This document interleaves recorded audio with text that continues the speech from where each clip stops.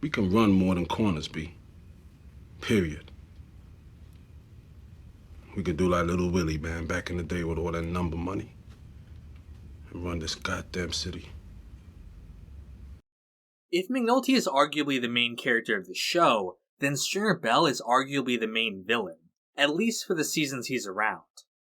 From the first episode, he's set up as the driving force behind the Barksdale organization, and he's the person McNulty wants to get most of all, even more than Avon, the boss of the family. I did it because it had to be done. Just like it had to be done 2 years ago when we were first detailed. Stringer was the target then, he's still the target now. For the first 3 seasons of the show, Stringer stands out as one of the most unique characters, not only for his professional approach to drug dealing, but also the cold, heartless way he conducts himself. And as we come to get a better understanding of who the man is, we reveal some of the deeper themes of the series. So let's take a look at Stringer Bell, the businessman. Now, I want this to run like a true fucking business. Not no front, not no bullshit.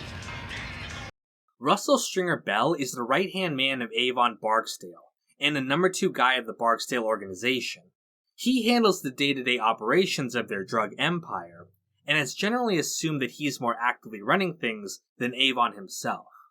She move any way she want, as far as she want. And she is the go-get-shit-done piece. Remind me of Stringer. What sets Stringer apart from the rest of the gangsters is his professionalism and his dedication to running things like a business. He not only works hard at his legitimate enterprises like the print shop, but also attends community college classes. Stringer seems genuinely interested in learning, and we even see books like The Wealth of Nations in his apartment. This intellectualism confounds his investigators, who have never seen anything like this from a gangster. Who the fuck was I chasing? Stringer even goes so far as to run his meetings with his drug dealers using Robert's Rules of Order, demanding that they behave as if it was a boardroom instead of a street corner. Yeah, but how we gonna stand? Yo, she ain't recognize your ass, man.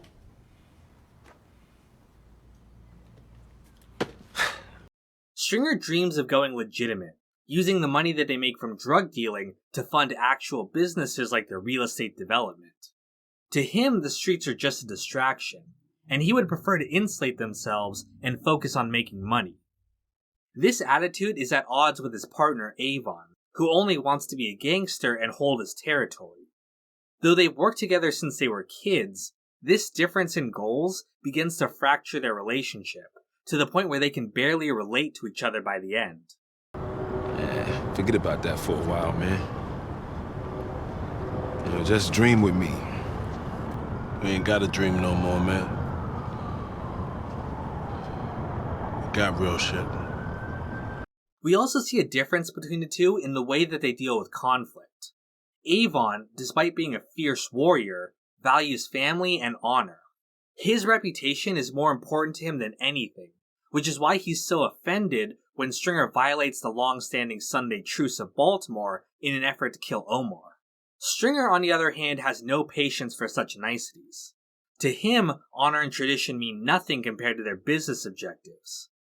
They say nothing about no grandma, no church hat, nothing like that. I hear the cocksucker's name, I say go. On a Sunday morning? Yo, I don't give a fuck, man. I hear that cocksucker's name, man. I ain't thinking about a church day. Though he generally avoids conflict, it's not out of the goodness of his heart. It's simply because he's trying to avoid unnecessary expenses and risk. It's business, in the coldest, most calculating way possible. You know what the difference is between me and you? I bleed red. You bleed green. Stringer's coldness is further exemplified in the killings he does order.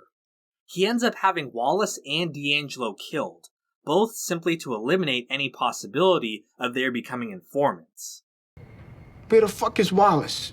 Huh? String! String! Look at me! Look at me! Where the fuck is Wallace? Huh? Now, Stringer's philosophy of treating the game like a business sounds good on paper, and when we're first introduced to him, we're meant to think that his way is the correct one. He comes across as the more reasonable party, in contrast to Avon, who seems to demand conflict. However, problems soon become apparent in trying to treat the drug game as a business. Stringer believes that the dealers of Baltimore can behave like rational actors, an economic theory that states that people will perform a cost-benefit analysis and always do what is in their best interest. To that end, he sets up the Co-op, an alliance between all of the dealers of Baltimore to share territory and product to maximize profit and minimize violence. Again, this is a good idea on paper, and it does help their economic interest. However, Stringer's plan fails to take into account that drug dealers are often not rational. Violence breaks out not only for money, but simply due to the culture of the streets, something he is increasingly unfamiliar with. And while their co-op works with people who are willing to work together, the organization is not prepared to deal with people like Marlowe, who's not interested in money so much as he is power and respect.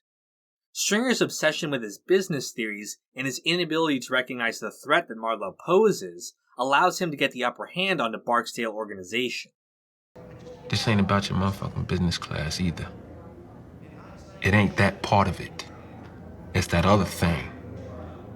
The street is the street, always.